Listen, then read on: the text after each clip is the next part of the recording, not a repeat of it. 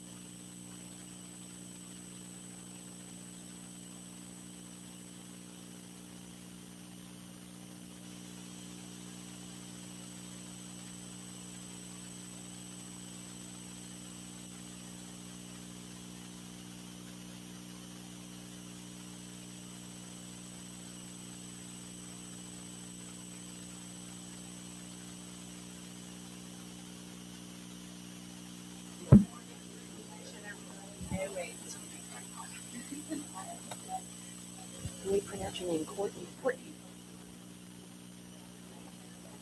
Good afternoon, everybody. Welcome, and thank you so much for coming today. I love to see a room full of people who are looking to be educated on topics that sometimes are fun and sometimes they're not.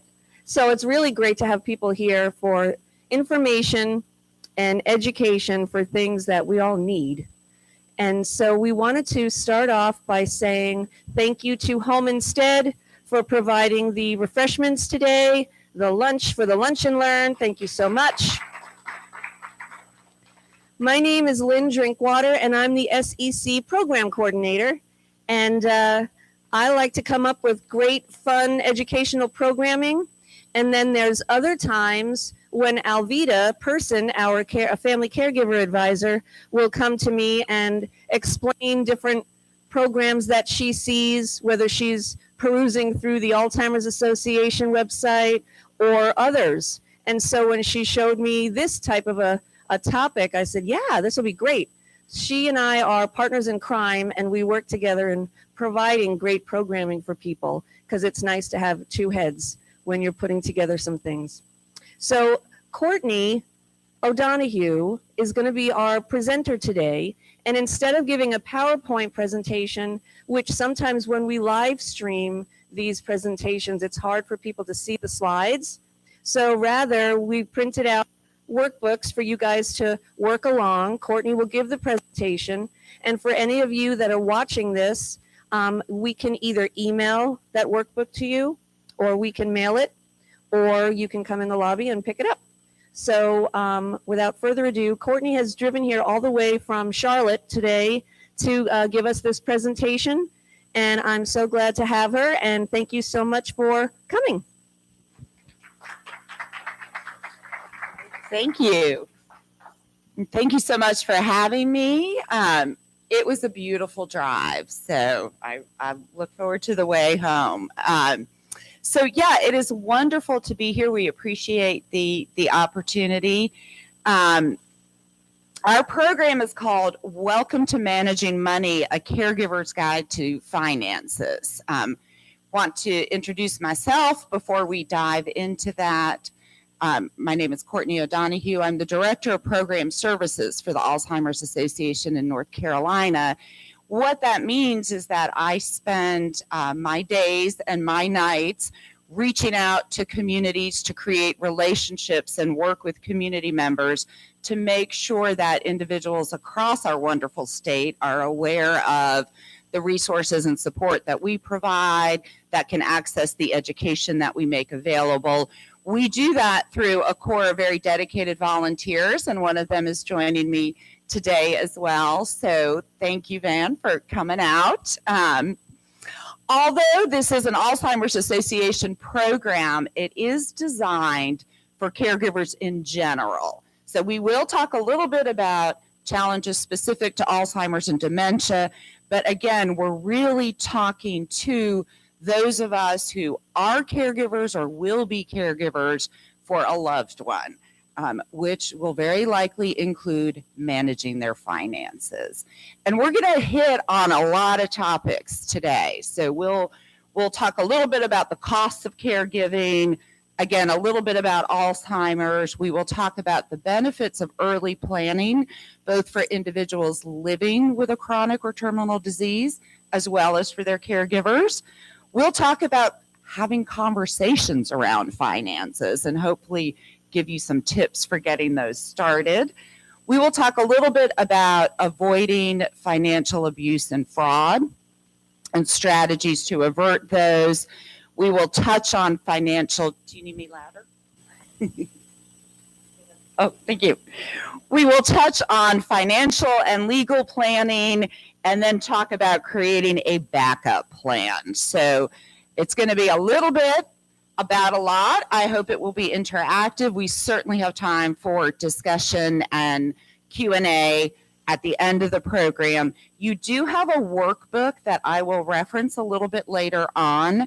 There is a copy of what the slides would have been that I'm talking about, and if you would like that, I think that Elvita can email that to you as well. So, please don't feel if you are a note taker and need to take copious notes that you're catching up, because we can get you an outline as well of that. So some of the language that you'll hear me use today, we will use the terms caregiver or care partner.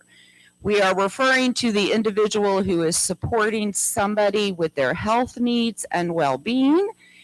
And that, again, may, of course, include managing their finances and their financial wishes.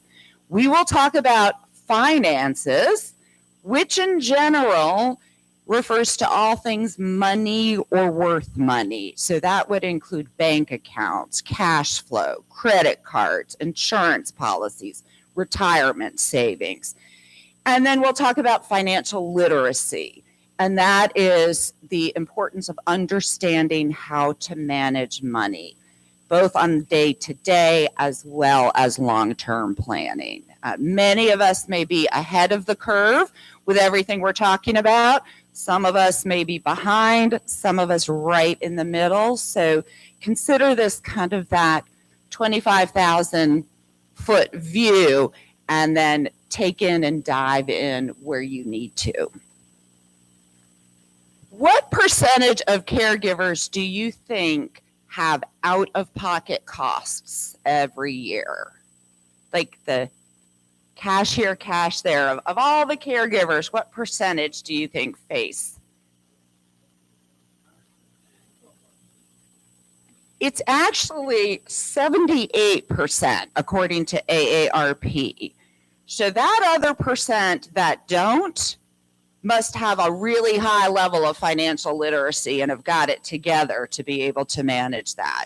But in general, more of us than not are going to accrue out-of-pocket costs in our caregiving.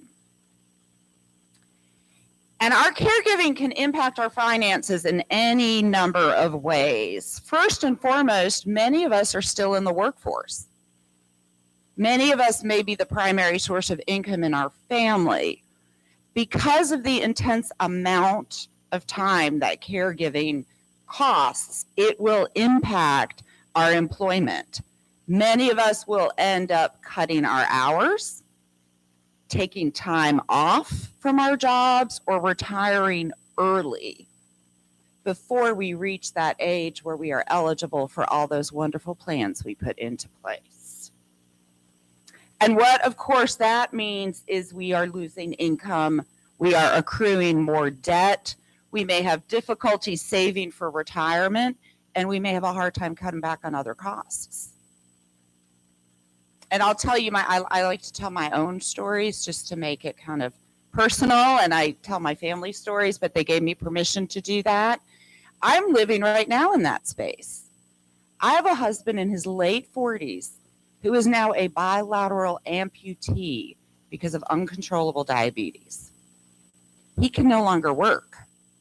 I am the source of income in our family, and we have a 15-year-old son who's going to go to college in 4 years. My story is probably more common than not. So that is some of the reasons why this is so important. We really don't understand until we're in it how expensive caregiving can be. In addition to our financial burden, caregivers have a higher burden on their own health care. So we may very naturally put off taking care of our own needs. We may skip medical appointments. We just went through a 4-month hospitalization. I canceled every single one of my doctor's appointments. We may not get enough sleep. We may ignore our own symptoms of physical and mental health stress. When we don't take care of ourselves, it's going to add to our medical expenses, and it's going to impact our ability to function as caregivers. And it is so cliche, but how many of you have been in a plane and the flight attendant says, put the oxygen mask on yourself first in order to be able to better take care of the person next to you? Very true. So very true in what we're talking about finances and caregiving today. Every illness will bring different medical, emotional, and financial challenges, but caring for an individual with Alzheimer's or another form of dementia brings an even more complicated level of financial and caregiving stress. So a couple of questions first, and then we'll talk just a little bit about Alzheimer's and dementia. Do you think that Alzheimer's is a normal part of aging? Thank you, 100%. It's not, and to define it, it is a progressive and fatal brain disease. Symptoms usually develop slowly and get worse over time. And while the greatest known risk factor for Alzheimer's is increasing age, this is not. Alzheimer's, dementia, those symptoms are not a normal part of aging.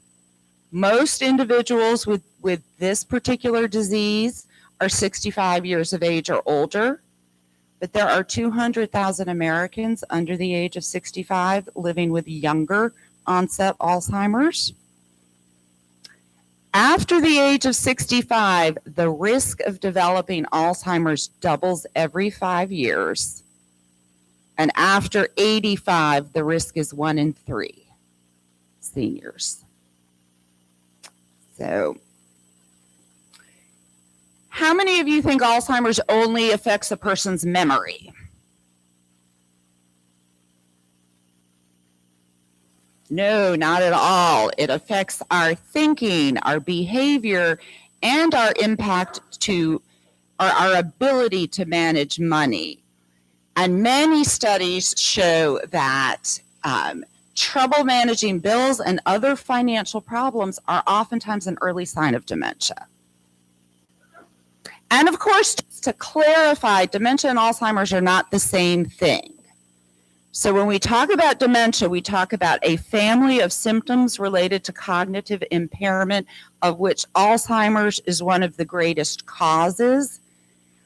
We can experience dementia in many illnesses, chronic and acute, those symptoms.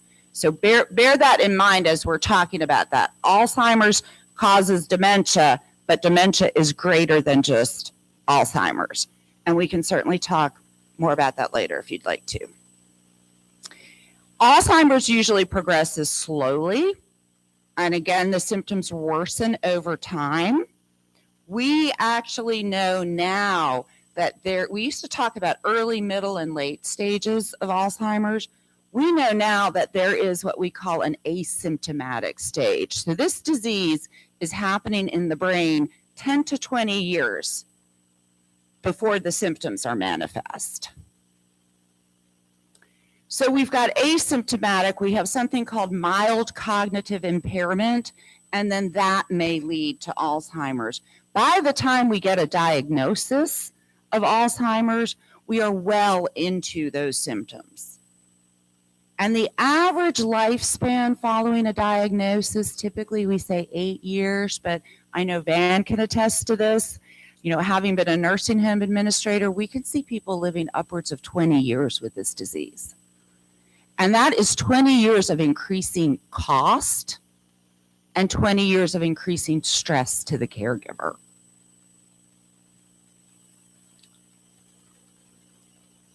So again, many caregivers experience financial problems because they have to reduce their work hours if they're working. In addition, with diseases like Alzheimer's, some of the care isn't necessarily medical and is what we would call social engagement care. So it's not care that we can put somebody in the hospital and solve it, but it's a day-to-day social kind of care, which brings an even added emotional and psychological burden to the caregiver. And expenses that are hard to anticipate. So it's one thing for me to know I have to be able to pay for my husband's diabetes medicine. Wholly different than imagining the trajectory of a dementia-related disease and the social needs that are going to come with that, which are not covered by insurance. That is engaging people. That's bringing people into the home. That's keeping that individual active and safe. Dementia caregivers spend more than $11,000 on out-of-pocket costs annually. 30 to 40% of dementia caregivers report experiencing depression, and 44% report experiencing anxiety. And although women are at higher risk for dementia-related diseases than men, we are also more likely to be caregivers.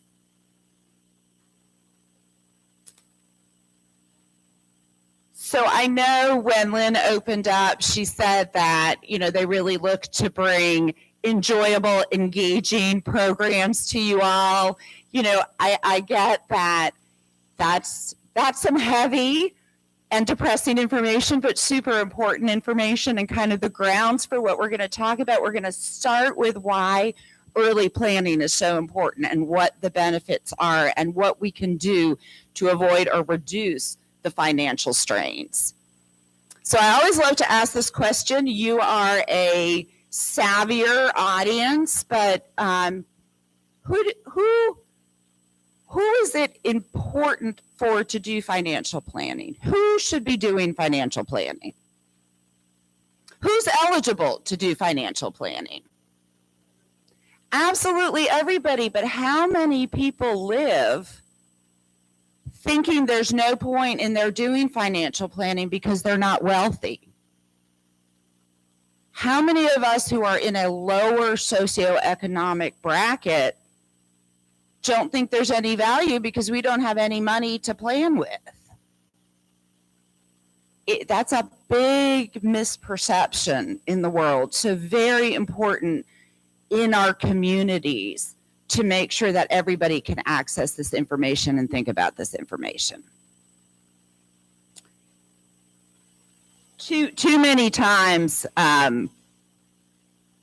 even me, I'm like, I need someone to help me with my finances, but I'm not uber wealthy. So a financial manager, Edward Jones doesn't want to talk to me. I'm not going to make money for Edward Jones, but there's somebody out there who will talk to me and who will help me map through this. So important that we know where those resources are. So both the caregiver and the person receiving care have benefits to early planning. For us as caregivers, it is critical that we know that individual's wishes, that we feel more confident in making decisions according to their wishes, that we know what their finances are, how to handle them, and what resources there are to pay for care. And when we know these things, there are far less chances of making bad decisions. And bad decisions might help us in the moment, accessing a retirement plan, accessing a 401k plan, taking money from life insurance to use that. These can be really bad decisions. The early planning from our loved one is going to give us that map of what they have, how they want it used, the kind of care, and it will help us figure out with them how we'll pay for that, how they will pay for that. For the individual, it's the ability to plan for their own life. It is the importance of the individual to tell us, this is what I want, and to have peace of mind that they have told us that, so that we will continue out in that world according to their wishes. It gives them a sense of reassurance, and it gives them a sense of relief knowing that those things are in place. It gives them more time to engage in the quality of their life, to start those conversations early. We talk a lot about early detection and early diagnosis in the health space, but early financial planning is an enormous benefit to our families. But who likes to talk about money? Especially if you feel some strain about it. Ordinarily, it's going to make more of us anxious or uncomfortable. How about trying to start these conversations? Parents of adult children, how easy was it for you all to start those conversations, to sit down with your adult children and say, hey, I want to talk about my finances? Anybody willing to share how comfortable or uncomfortable that was?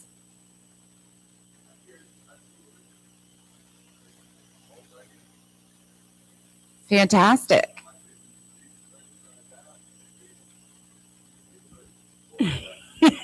How did you initiate the conversation?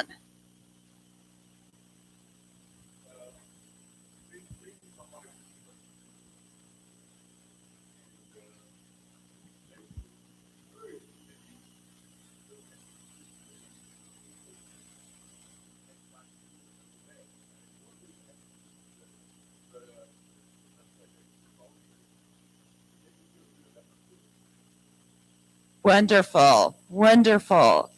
Others of you, did you have such a positive experience? Yes.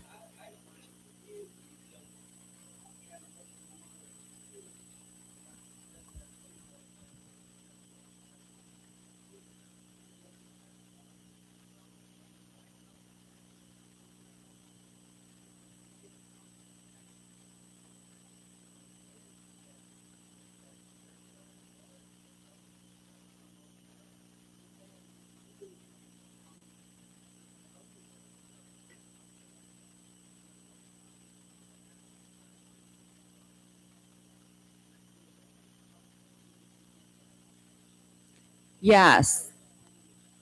Yes. Absolutely. I think that is extremely common, and I really appreciate your candor and honesty in sharing that with us. We're going to talk a little bit about how to try to tackle that, but I can even say with my parents, who are in their late 80s, initial conversations were, it's not your money I want. It's, I want to know what you want. And therefore, that way my brother and I can execute on that, but it took a long time. And there is that generation where it's almost taboo to talk about money. So let's talk about some ideas to help us at least feeling more confident. What are some tips and strategies? So some of the things that folks recommend and the team that put together this program really talked through was, for us, as we're preparing to try to break through that difficulty, writing down our own goals for what we want to take away from that conversation. So what's our intended takeaway from that conversation? What sort of documents are we going to ask our loved one about? So almost kind of bullet point, talking points. These are things I want to know and better understand at the end of this conversation. These are documents I need to know about and where they are and who are the key people I ought to be talking to. As a side note, I asked my mother for that list once, and not only did I get that list, but I got like the dry cleaner, the guy who delivers Chinese food, the pharmacist. So, I mean, when I have to execute, I can order a meal and get my clothes cleaned at the same time. But important to make that list. Are there other family members or friends that ought to be a part of that conversation? So should somebody else be included? And that's going to be unique. Every family's got its own dynamics. So it may or may not be a family member, but maybe it is a longtime trusted friend of our loved one whose presence would put our loved one at ease, or who we know feels as strongly as we do about caring for them. Maybe that person's a little bit more in the know than we are, and so it would be helpful to have them as a part of that conversation. And think about folks that, intent aside, aren't going to protect our loved one. But who is that friend, that church member, that synagogue member who knows our loved one's history, who maybe has taken them to the doctor, who's got their trust? And so it would be valuable to have their knowledge and their perspective for us, but their safety for our loved one. What about even thinking of when and where do we have these conversations? Sometimes there can be an organic moment, but more often than not, we're not going to have everything ready to really turn that organic moment into an intentional conversation. So how do we figure out how we kind of set the stage for having this conversation? I know with my mother, for example, there are certain times of day that it is just not good to talk to her. And that is part, she has Parkinson's disease. She is experiencing some dementia with that. Evenings are not good times by the end of the day. I need to get her earlier in the morning when she's clearer, when she feels better. My dad, on the other hand, late evenings are better because mom has already gone to sleep. So I kind of juggle having those conversations at different times. And where do we have these conversations? Does space matter? Sometimes it does and sometimes it doesn't. Sometimes we need a neutral territory. Sometimes it's better to meet at the friend's house, or the other close community member or family member, or maybe it's better to meet at mom's house. So we kind of need to think through, where are we going to be comfortable? Where are they going to be comfortable? When? And then allowing time, because it's not likely the conversation is going to reach fruition and conclude and you walk away with everything you want to know in one sitting. These are conversations that will probably happen over a period of time.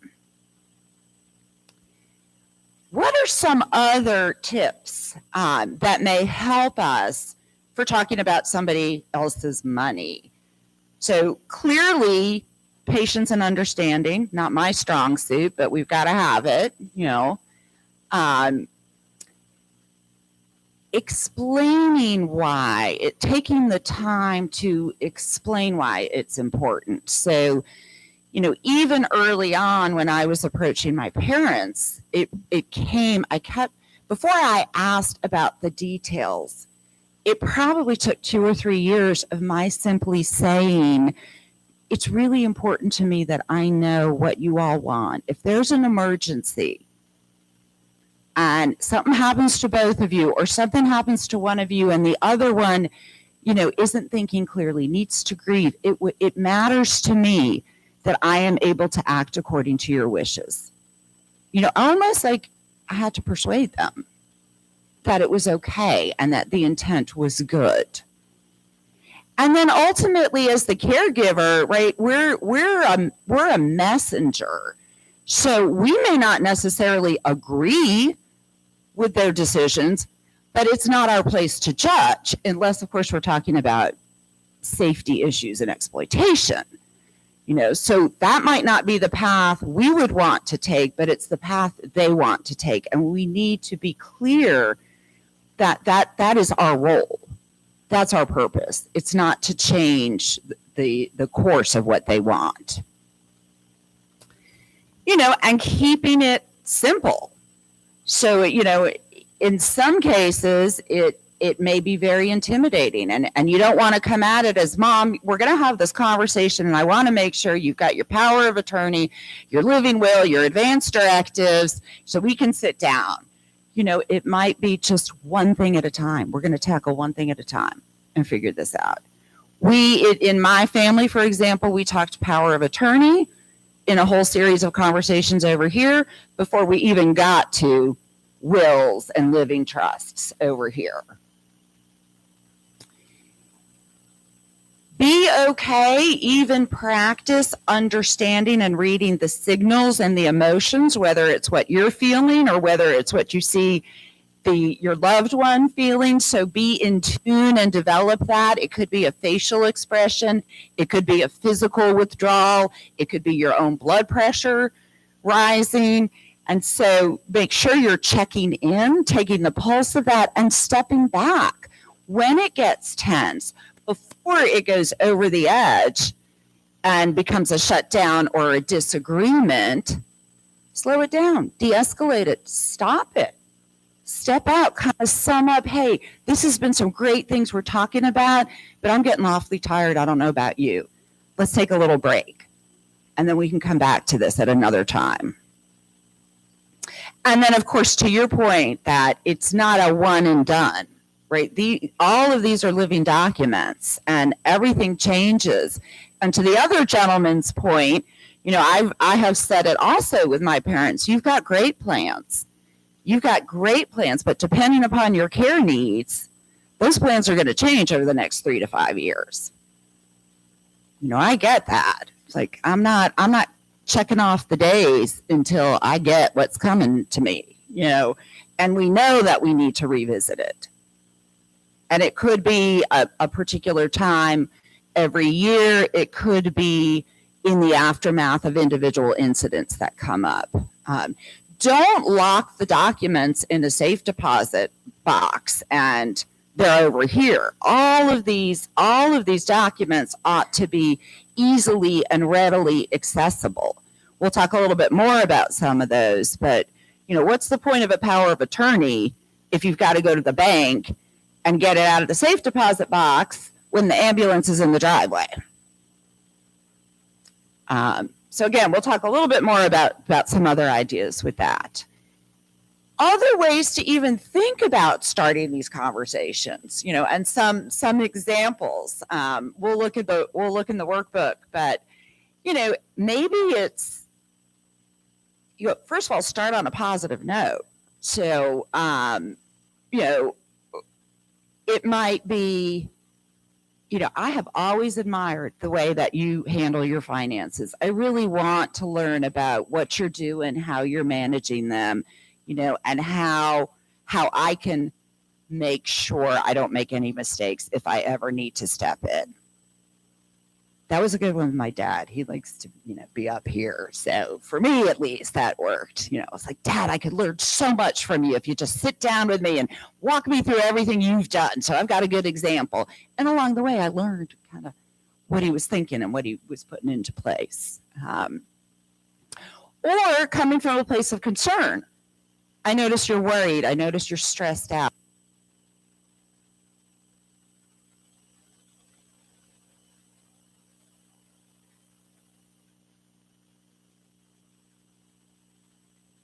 Change.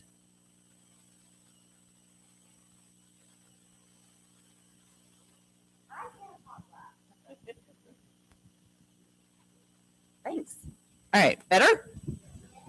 Okay, well, and if you can hear me, say it. We can't hear what you're saying. And then also acknowledging, again, I respect your privacy. I really do.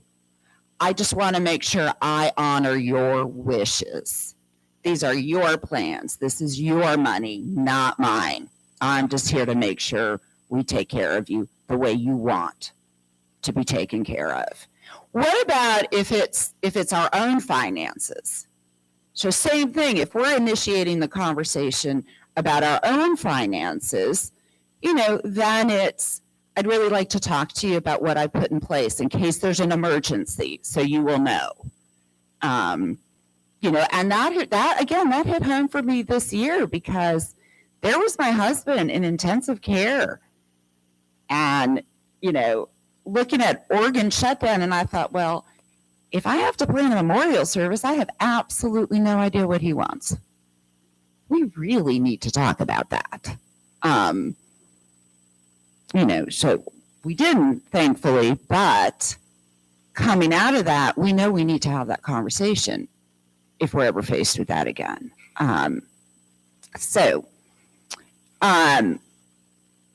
So a couple of things, if you turn to your workbook, and it opens with some prompts. Now, some of us may be very gifted at having conversations, and some of our family dynamics may be really smooth about having conversations, but that's not always the case. We are certainly blessed when it is. So here's kind of an example of what we've been talking about and trying to plan for these conversations. So think about, again, what are your goals? What do you really want to walk away from? And articulate those. It's not just I need to know the big picture, I need to know what to do, but kind of break it down specifically. You can even list the documents that you want to make sure you understand.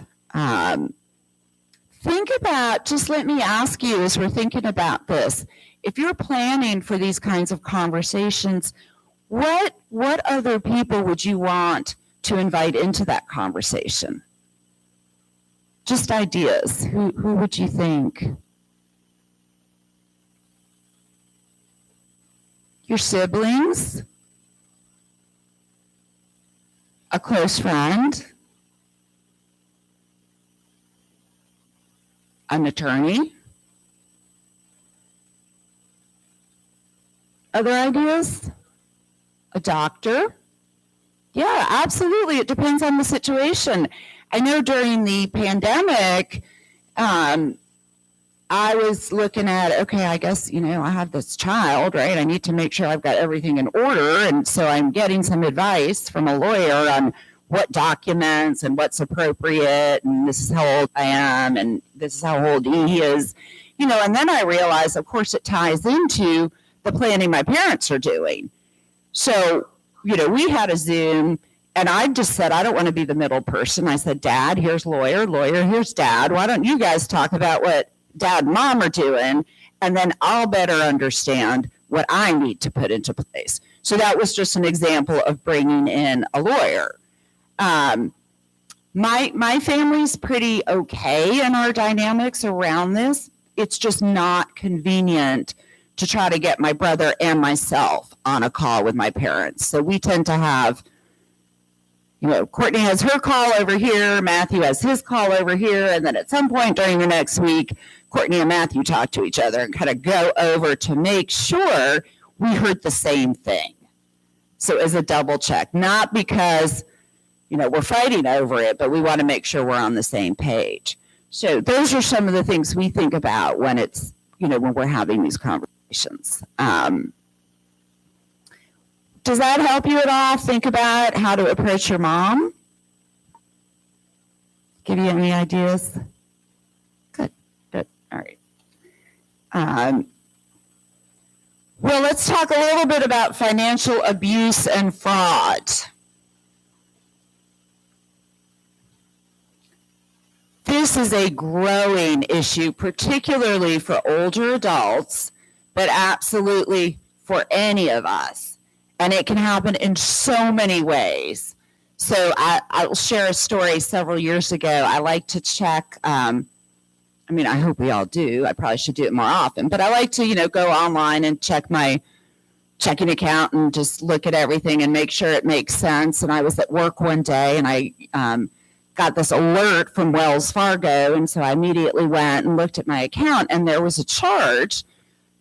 It wasn't astronomical by any means. It was maybe around $25, $30, but I was fairly certain it was not my charge. So I called the fraud department and I said, this thing is showing up in my account. I don't know what it is. Can you open it and see so I can make sure, maybe I went to a convenience store and bought something and just didn't think about it, right? So they open it up. Turns out it was an escort service. That is exactly how the fraud officer and I were in tears because, we were just laughing so hard because we were both like, well, not quite sure where they went for that one, but could not have been that great. But we figured out that the last legitimate charge had been at a gas station. So somebody had gotten my number and used it. And then just last week, I went on and saw two charges that looked legitimate. One was Amazon, and the other one was from the company that does my horrible, nasty summer bug extermination down here. Those nasty bugs we get. We have to pay people to come in and exterminate them. So the charges looked legitimate. And I called the bank and they said, well, do you use these services? And I said, well, yeah, I've used Amazon and I've used this, but I didn't authorize either one of these charges. And in the end, it worked in my favor. Of course, they canceled my debit card. I had to wait 3 weeks to get the new one. Those were little things that happened. On average, individuals 80 years of age and older lose upwards of $40,000 a year to fraud and scams. And in most cases, don't report these losses. They can't recoup them. They don't report them. When they realize they've been a victim, they are ashamed. They don't know what to do. So this kind of fraud and abuse can happen anywhere. People can be in their homes. They can be in care settings. Individuals experiencing any kind of dementia are clearly at higher risk for this kind of abuse. They're more vulnerable. So what might be some things that we can look for or things we might see that would indicate that something's going on? So piles of unopened bills. Individuals clearly not paying their bills, or services are getting shut off. They can't tell you why. or there are unusual or large purchases. So how many stories do we hear about like the home shopping networks and people just buying things they don't need or being sold things from telemarketers? And telemarketers it's an illegitimate sale to begin with, and then they're getting the person's credit card information and running with that. Buying the same thing more than once. So my mom, last year at Christmas, my son is 15, and she bought him this kind of coffee table, beautiful book about bugs. I don't know why she thought he would like this, but she bought him 3 copies of the same book. And I mean, I could go back to her afterwards and say, oh, Mom, you must have just hit that button too many times when you were on the website. What do you want me to do? It was too hard to try to return them, so I actually use them as a lamp stand in my living room, kind of funky, creative, but it's, it's stuff like that. Or when people buy things that they don't need, we hear those stories constantly. If your neighbor is buying pet food and they don't have a pet, something's going on. Giving away money, I'll tell you a very, very real story too. Very good friend of mine is going through this situation. His parents, older adults, his dad has Alzheimer's. His mom does not, but she is absolutely exhausted. Well, apparently in the last several months, his father, who lives kind of Ashboro area, and my friend Dave is near us in Matthews, his dad had been going to the bank and taking out really large sums of money for their account. No conversation about what it was for. Well, the bank got concerned. The pattern was so irregular, the bank got concerned, and they called Adult Protective Services. Adult Protective Services was able to locate Dave as the son and called him. And I don't want to say in confronting his father, he didn't want to be assertive or aggressive about it, but in going to his parents and trying to inquire and get to the bottom of this, the father could, open his wallet and there's hundreds and hundreds and hundreds of $100 bills in his wallet, but the father could not explain why. He would simply say, well, it's my money. And so in a case like that, what do you think was the best course of action?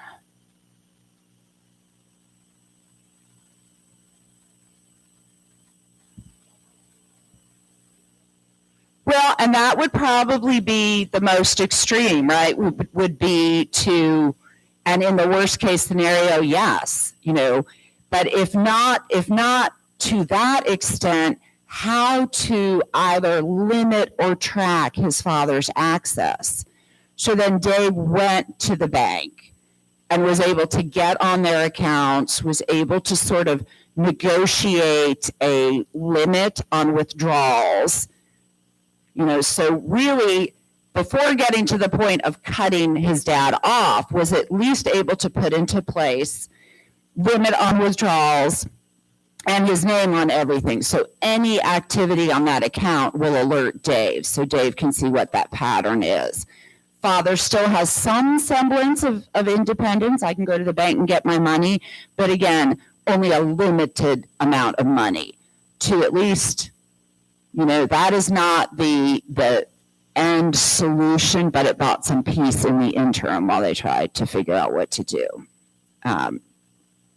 So some other things that we as caregivers can do if we see these things starting to happen, just as in Dave's case, we can put spending limits on accounts. We can put spending limits on credit cards. We can get on those accounts. We could open separate accounts that have really, that have restrictions around them. So our loved one still has some sense of independence, but it's being monitored. It can be controlled to some degree.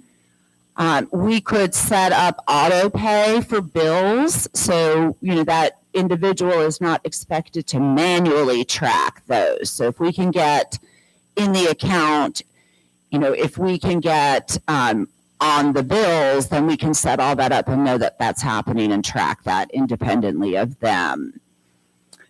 Again, just like what Dave did, he was able to sign up so that he's notified any action on his parents' account, he will get an alert.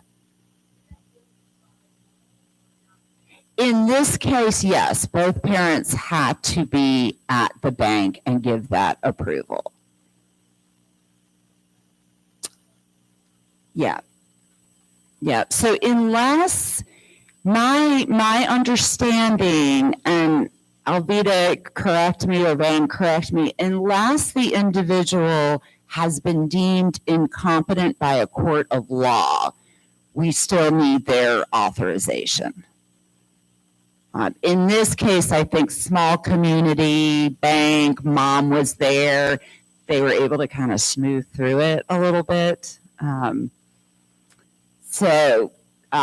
And then requesting electronic stuff too. So we don't have paper records coming to the house that can be lost, misplaced, picked up by somebody. And again, they're coming to us and we can see those. The do not call, has anybody signed up for the do not call list to limit telemarketers? Yeah. It's amazing now though, like I get them through text. I get the most bizarre text messages. And I'm too afraid I touch it and I delete it. I don't even want to open it. So I'm not sure how to stop the text messages. But that's scary. And also any of those, on some credit cards, you get all these checks so you can do balance transfers and all kinds of sneaky things. So limiting that, stopping things like that. I know somebody mentioned, are there any other things, or how many of you have done some of these things and it has at least helped? Yes.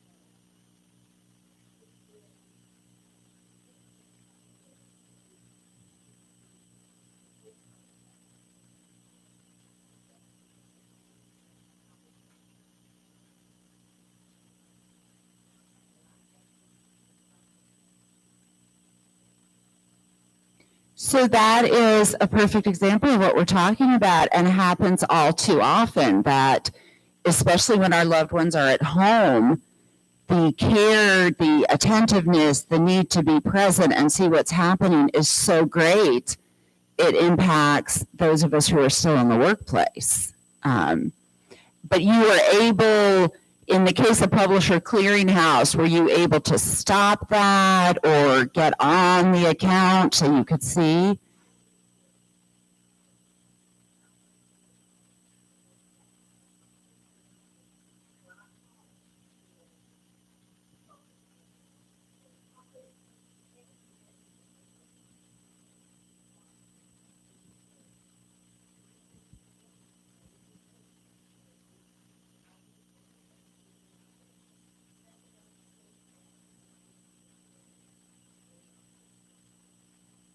Good for you.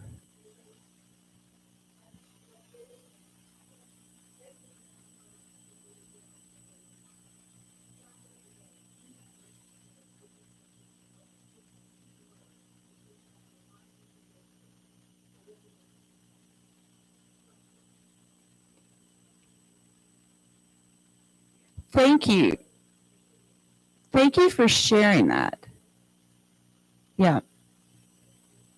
Were you all up here able to hear what she was talking about? And there was a case where Publishers Clearinghouse was more than likely not trying intentionally to commit fraud. They were just responding. They didn't know. So they did the right thing when you brought it to their attention. It's like the local bank in the small community that knew something was going on, and brought it to the family's attention, and then worked with the family for a resolution. It is a learning curve. And I really appreciate you sharing that with us.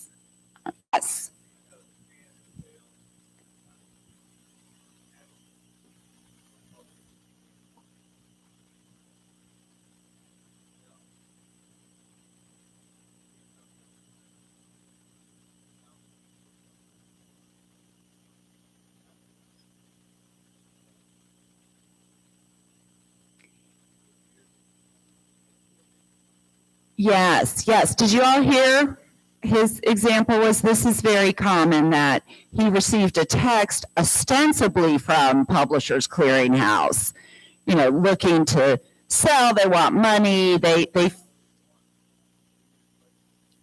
go. You were the big winner. He was the big winner. They wanted his account information so they could send him the money. Not.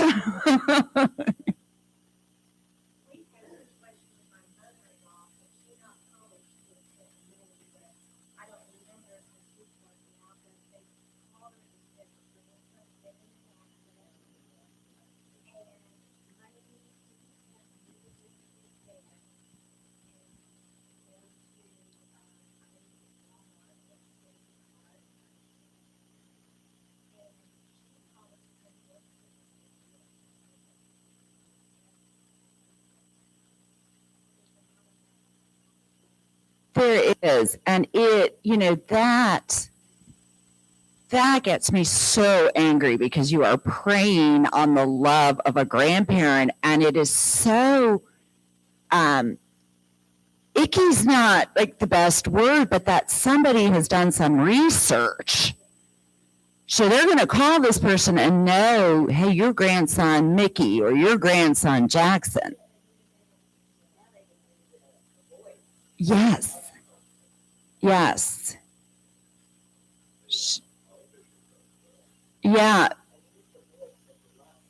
So even more important, as we, especially for our older loved ones, to, make sure we have some protocols in place. If you ever get a call like this, call me first, or, know if anything ever happens.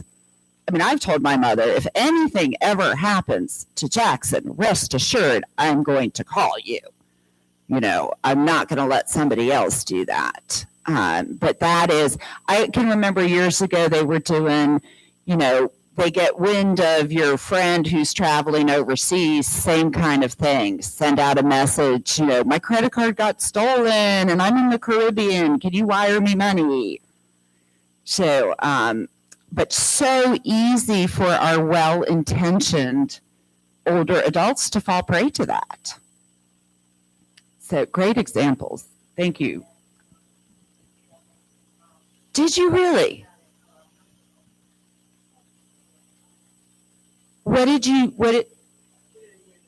Oh, she was just saying that the same example here of her mother-in-law getting a call from somebody saying the grandson had been in an accident. They needed money to be wired right away.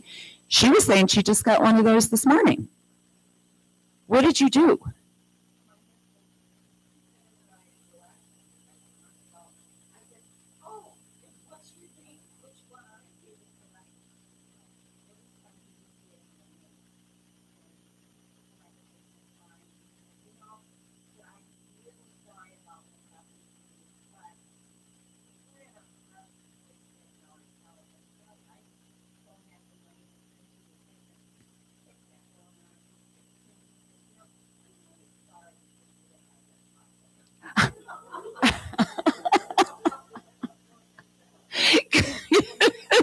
Good for your husband. Turn turn the tables.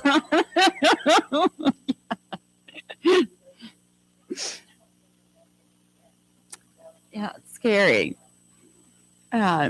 So a little bit, let's talk just a little bit about, and many of us already have this in place. It's great to revisit and think about it, though. Some of the financial and legal needs that we have and documents that we have. And we always talk about as, sometimes it's scary for us to think about, oh, I ought to write a will. I mean, I've wondered, now I get it, but when I was in my 30s and my 40s, I was like, why do I need, I'm going to live forever. Why do I need a will? And I don't have anything to put in a will anyway. But, it can be scary and uncomfortable to think about those things. But as we talk about the benefits of early planning, it's important. Wherever we are in our life, it's important to have those plans and those documents. So part of that process is trying to understand the big picture. So, before we can even think about managing finances, what do we think those costs are going to be? And there's some great things, again, in the workbook that you got, kind of a couple pages in after the conversations, abuse and fraud. There's just some budget stuff that's pretty basic, but really helpful in getting us to think about some of those costs that we typically don't think about, when we're doing a budget or we're thinking about spending. I mean, I for sure did not think about the cost of wound care bandages. Like, it would never have occurred to me. I have to put bandages in my budget. Well, they are some kind of expensive. So, these couple pages will help us just think about not only our day to day, but those unexpected, those possibilities. And even under medical expenses too, there is a lot that is not covered by insurance. So, just to share, it was one thing for me to think we're going to have a whopper hospital copay after, 3 to 4 months in the hospital. It was wholly another thing for me to think I have to pay out of pocket for a wheelchair ramp. I have to pay out of pocket for grab bars. And grab bars are not cheap. So things that it would never have dawned on me. Now that's the little wisdom I bring to my friends. Your husbands are up and walking and healthy as could be, but in a moment that could change. Make sure that you're accounting for some kind of nest egg for an emergency like that. And as an aside, Medicare only covers one prosthetic every 5 years. So, if you damage your prosthetic, you got to pay out of pocket to replace it or wait till the 5 years are up to get a new one for Medicare. Nobody believed me that wheelchair ramps are not covered. So, different things to think about there in beginning to think about a budget. And then what I really like about this handout, and again, this is so common sense, embarrassing, but the one sheet on reducing monthly expenses, not a big deal, but I've never gone into a Barnes and Noble and only bought one book. Shouldn't I try my local library? It's just a little thing. I can get the books I need to. Even looking down at some of these ways to think about how to cut costs or help family members think about how to cut costs. We're having a huge debate in our household of why on earth do we need a Roku, Netflix, something streaming. So I can't even figure out what the difference is between them. You know, so huge debate going on in my house for that. But had a very interesting program around money management a couple of weeks ago in Cabarrus County, and we had a gentleman who specializes in reverse mortgages. You know, and that's one of those commercials you hear in the middle of the night. You ever have insomnia and you're lying there, and who is it that is it like Tom Selleck or Tom Selleck? You know. And I thought, what the heck is a, I mean, I could watch Tom Selleck sell me anything all day long. But, you know, I was like, what really is, who is eligible? And when would a reverse mortgage be a good idea? So it was a really interesting program for this gentleman to come. And it was not applicable to everybody in the audience. But for those that it might be, it was that, you know, most people said I really had not considered that as an avenue to help offset medical costs. So, there's a lot out there that we don't know. That was very interesting. So lots of different ideas on covering costs. And then, of course, we look at our costs, and then we look at our assets and our debts. You know, as we know, assets are all the things that we own. Debt is everything that we owe. So what is the difference there? And how can we protect the one and decrease the other?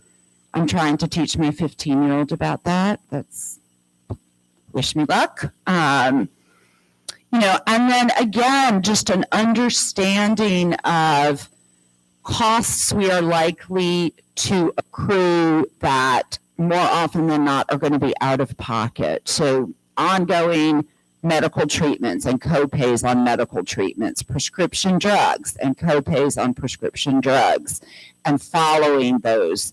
You know, living with a diabetic, almost every year coverage for those insulins change. So we have to flip those out. You know, we have to be in tune with that, because, well, I have pulled up at CVS and they say that'll be $700. And I say, no, thank you very much. We'll figure something else out.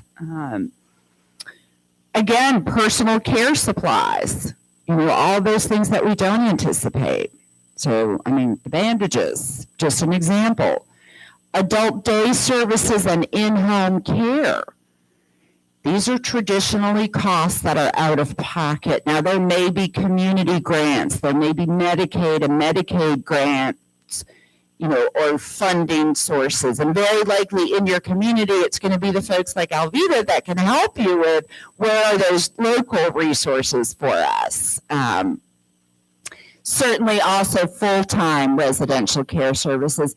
There is still a lot of confusion around what Medicare, what Medicaid, and what long-term care insurance do and do not cover. So it's well worth going to any of the seminars that are offered to really understand that. And to understand whether, kind of like with reverse mortgage, is long-term care insurance a viable option for me where I am at my stage of life, and what would it cover for me? So a lot out there to explore and learn about, and I know a lot of great local resources for that. And then just thinking again, you know, what else do we have that are personal resources? So what are our income streams? Do we have a 401k? Do we have savings, stocks, bonds, personal property? Do we have things we can liquidate quickly in the event we need to, and things that we will protect for as long as possible? You know, we talked about Medicare. Veterans benefits are another. Extremely confusing. What, you know, who's eligible, who's not, for how much, what are the terms, what does that cover? So anytime there are VA resources or opportunities, if you are connected to the Armed Services, opportunities to listen to somebody from the Veterans Administration and better understand that. So, and again, there may be state or county funding sources. Some are income dependent, some aren't. So we need to know what we can access what we are eligible for. And I would, questions about that, I would absolutely defer to Alvita. I would also give you our 1-800 number, the helpline at the Alzheimer's Association, 800-272-3900. They are happy to provide both care consultations, but also information and referral. So if you're looking for something in your local community or in the community of a long-distance loved one, Helpline can do their best to help you find those local resources. All right, and then talking a little bit about legal plans, of course, powers of attorney, living will. I know the lady in the back talked about how her sister was a power of attorney. In my family, we were blessed.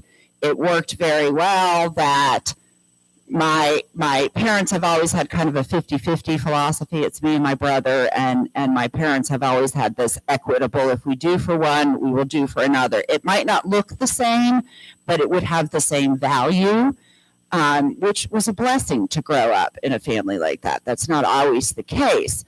Also, this is the world that I live in. My brother is a lawyer and a judge.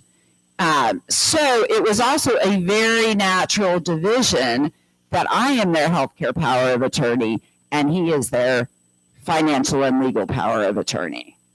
He's a whole lot better at managing money than I am, but I understand much more what they would want in terms of care. So we were blessed. Family dynamics aren't always that easy. And a lot of times we talk about, how, especially if they're more than two, then what do you do? And how do the siblings connect?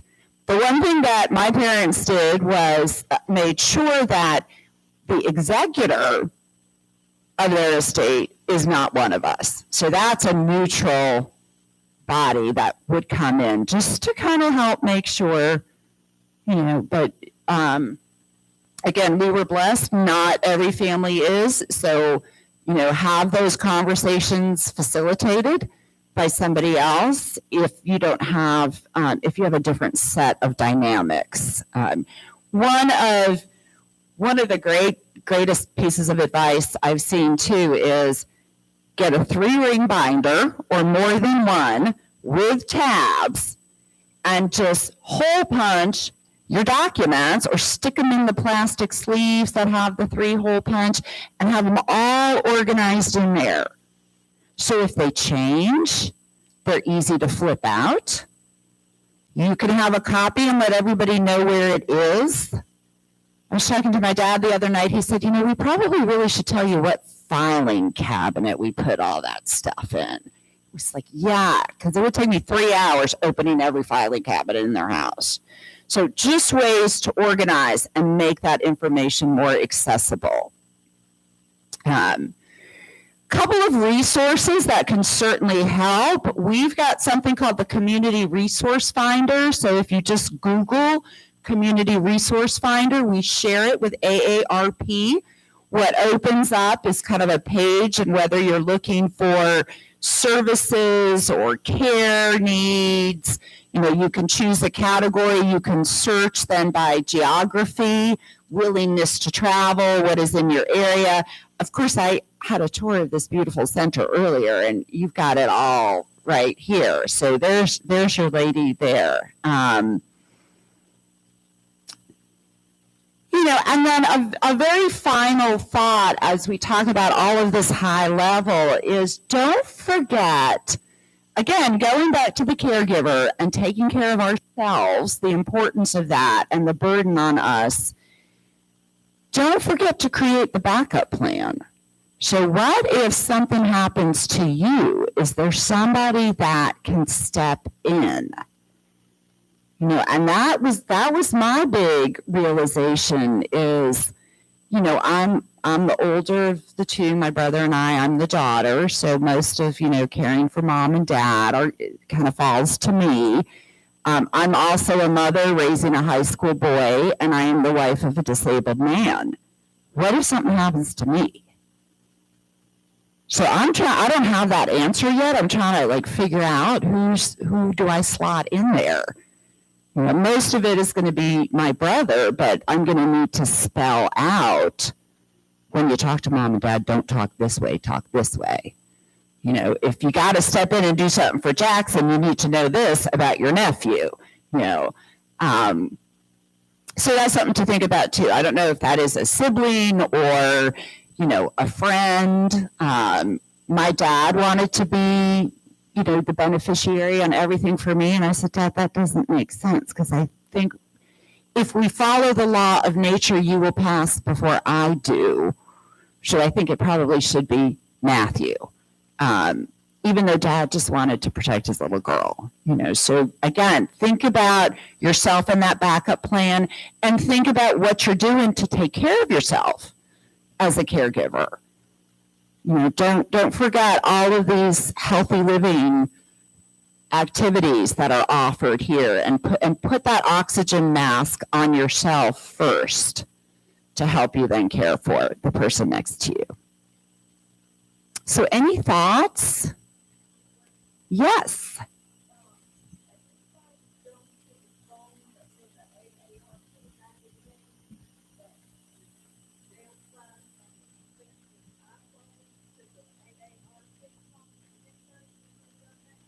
Did you all hear her? Apparently AARP has a less expensive phone that you can downgrade to.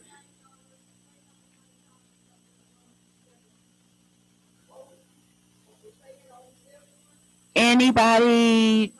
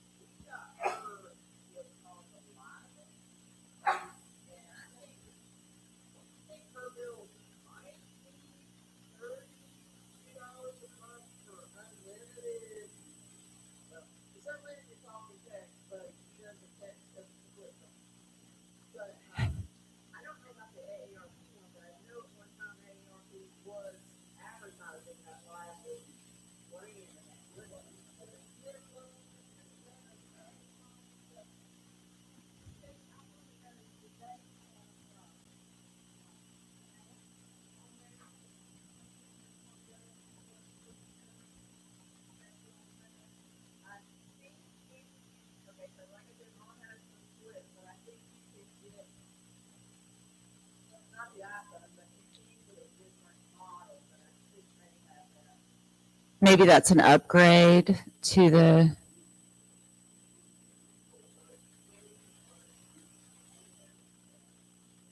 Yes, ma'am. From Spectrum.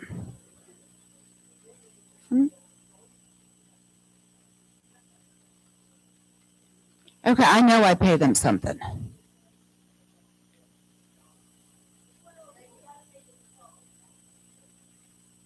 Okay.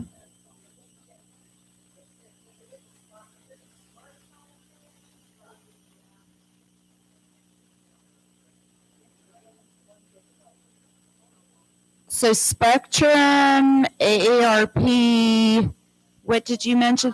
Lively. Somebody needs to put Verizon out of business. That's just my 2 cents. I'm sorry.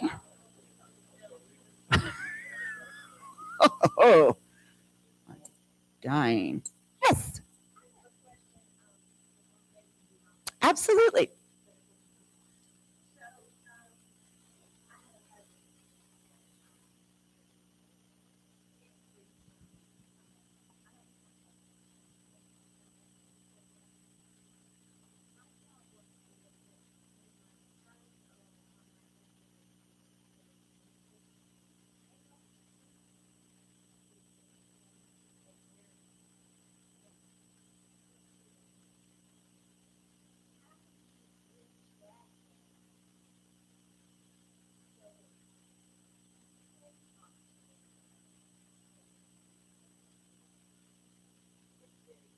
Yes.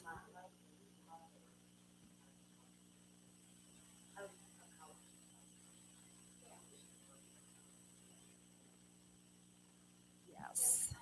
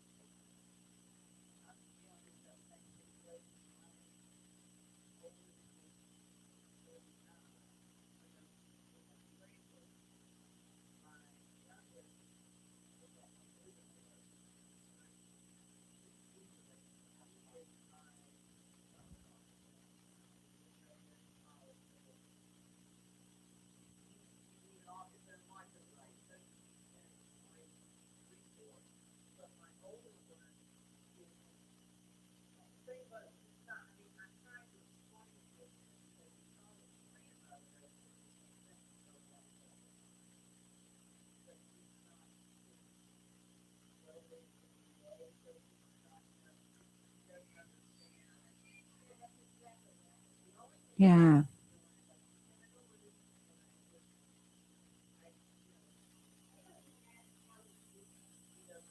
How old are they, if I may ask?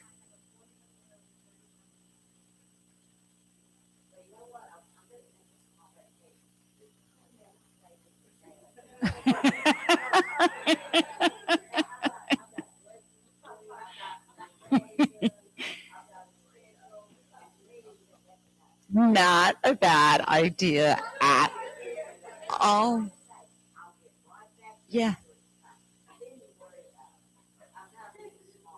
But and I think it's very personal, and everybody's experience. I mean, you know, yes, and that's the dad that, that's the big dad. He, um,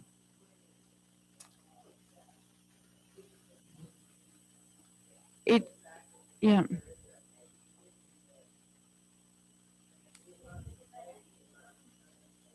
yeah. So, I mean, for whatever age our children are, right? There is denial, there's fear, there's a sense of mortality, there's the reality of aging setting in. So, I that's where I certainly go to family caregiver support. Whether it's call our helpline. Absolutely call our helpline. Part of what our helpline does is offer at no charge care consultations. You talk to a master's level clinician. They can kind of help you work through the dynamics. Support groups, other resources where you can learn from each other as caregivers and share.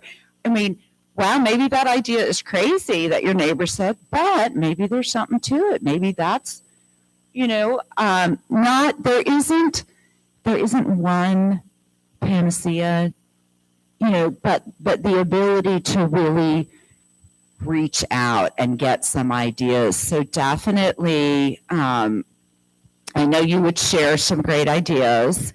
Yeah, can I interject? Yes. Yeah, if you're looking for support groups in the area, Alvita does have a one sheet. There's all different kinds of support groups in the area. There are some that are specific for dementia. There are some that are specific for Alzheimer's. There are some that are specific for Parkinson's. But there's lots of them out here in the area. And just meeting one-on-one with Alvita, she has a wealth of knowledge and a wealth of resources available for anybody in this room. Even if your loved one is in another county or in another state, she still can provide information that will help you. So thank you. I just wanted to interject that. No, Thank you so much. absolutely. And, Yeah. I think that's the most important thing, is that step of, boy, I need to reach out and find out what's out there. And, I look at my husband and myself, he, ain't no way he's ever going to a support group. And I'm like, hello world, I could use your help. Yes, bring me a meal. My colleague said, what can we do? I said, I'd really love a cleaning service. And then I told one, it would just be nice to come home one day and have fresh flowers. And I've gotten 2 bouquets of flowers in the last 4 months. Just really an incredible group that I work with and support. But it does take that courage on our, to reach out and say, I need help, I need ideas. But you've got some great resources here. So, yes.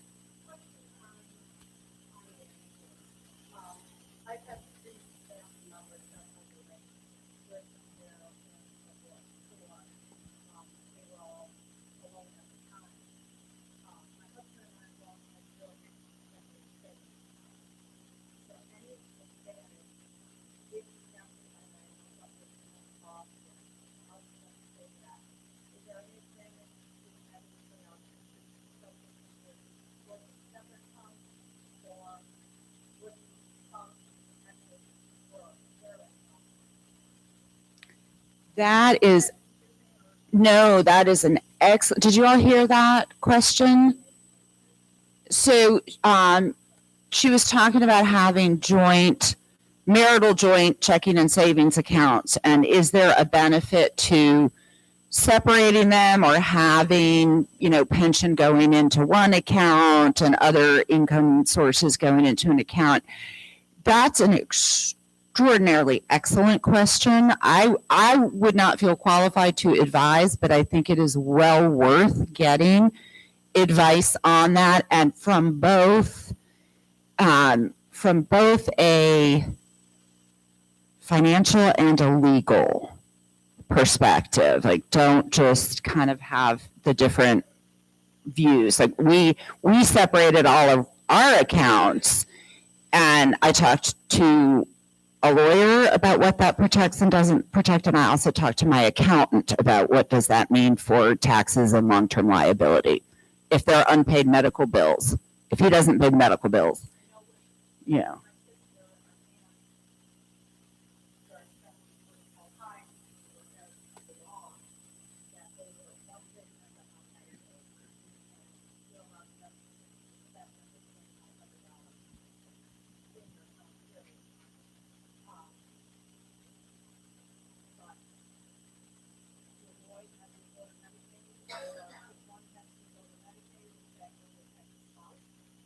Yeah, I would definitely, yes. So I would definitely seek, and I think you can help in where she can go to get those questions answered. They're very important questions to ask, and better to,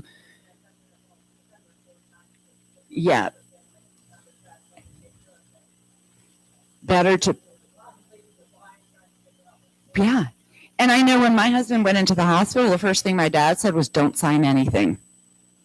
Don't, you have just responsible party. He said, don't put your name on anything.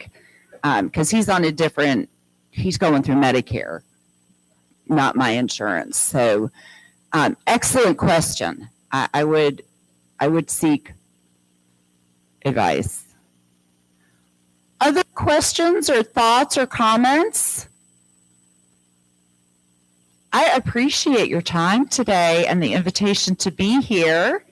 There is, if you want copies of the slides, if we had done the slides, I know that they can get that to you, but I thank you so much. I hope that you are all leaving with some glimmer, some new perspective, or a sense of hope if you've been kind of struggling with some of these issues. Again, Alzheimer's Association helpline, 800-272-3900, and your best local resource right here. So thank you so much. And look at that, one of my other colleagues. I didn't know you would be here.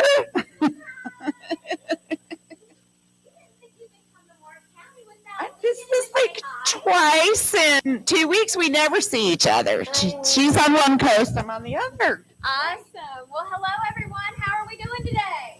Victoria. Good. That's awesome. Sure. Totally. I'm very loud, but I always love a microphone. My name is Victoria Huggins. Didn't Corey do a wonderful job? Let's give her another round of applause. As you can see, I am painfully shy, so it was very difficult for me to get up here with all of you this morning. But my name is Victoria Huggins, and I'm the walk manager for Moore County. I am so blessed to have the best portfolio in the state. We have 17 walks across North Carolina, and I am so grateful that my home county has a walk. So I would love to invite all of you to come out to our Walk to End Alzheimer's for Moore County. It is the last Saturday in September 30th at Aberdeen Lake Park from 9 a.m. to 12 p.m. The reason that I love the Walk to End Alzheimer's is because when I was a little girl, I would go to nursing homes and I would sing. And thank you. I love that reaction. See, y'all are so great. I love it. I can. What do you want? Well, the amazing thing was when I would start singing songs like, at last my love has come along, my lonely days are over. And life is like a song. So, thank you. So many times, the music would help connect Alzheimer's and dementia patients connect with their memories.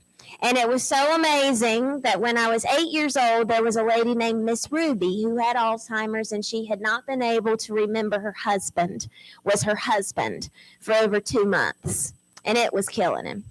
But when I started singing At Last, she took her hand and reached into the wheelchair to his hand beside her and said, "Honey, that's our song." She was able to talk about how that was their first dance at their wedding. And she sang every single word and every note to perfection.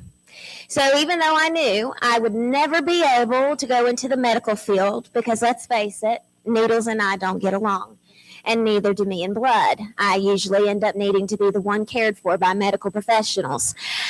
So I thought, well, if there's something that I can do as simple and as God-given as music or talking and raising awareness for this disease, then that's what I'm going to do. So I'm very grateful that I get to turn my passion into my career through the Alzheimer's Association. And we see so many of those light bulb moments happen during our walk to end Alzheimer's when people receive their promised garden flower. When you arrive on walk day, we have 4 different colors of pinwheel flowers, and each color represents a connection to the disease. So this one that I brought with me today is purple, and it symbolizes that you have lost someone that you love to Alzheimer's or another form of dementia. If you carry the orange flower, that means that you don't have a personal connection, but you believe in a world without Alzheimer's. If you carry the yellow flower, that means that you're currently serving as a caregiver for someone and supporting them through their Alzheimer's or dementia journey. And then if you carry the blue flower, that's sometimes the most powerful of all. That means that you are currently living with Alzheimer's or a form of dementia. And when we ask people to raise their color flower in the air at Aberdeen Lake Park, it is amazing to see how many of these colors are raised, and it gives them the opportunity to see that all-important factor, I am not alone. So I would encourage you, please, if you would, join us on Saturday, September the 30th at Aberdeen Lake Park, 9 a.m. to 12 p.m. It is completely free of charge.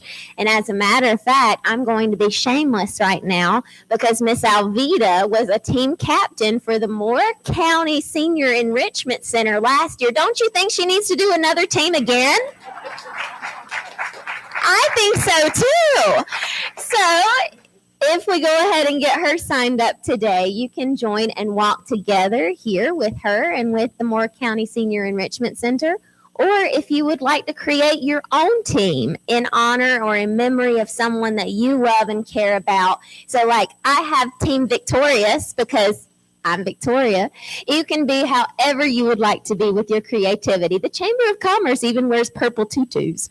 But I would absolutely love to have you guys. Thank you so much for letting me do just a little small token of your time. We have a lot of different materials over here at the Alzheimer's Association table. I'd be happy to answer any of your questions regarding walk, and Corey would be more than happy to answer any of your questions regarding our programs, caregiver support, and education. But thank you. Yes, ma'am. I think you forgot my favorite flower. Oh, yes. Please tell me. Only one of them. That's right. Every Yes. block, and it's white. And it represents the first survivor of Alzheimer's.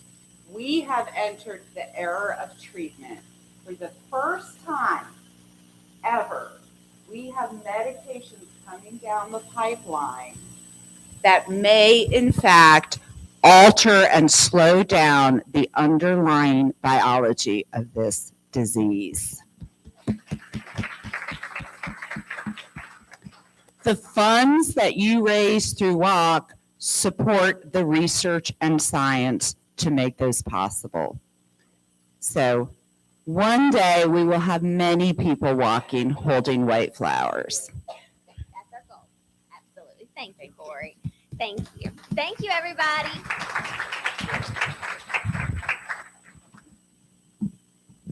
And I would just like to thank everyone for coming today and attending. It was very appreciated. I'm sure you gathered a lot of helpful information. And we do have the support groups listed back here on the table, so you can pick up one of those on your way out. Thank you. Lynn, okay. All right. Thank you guys for coming.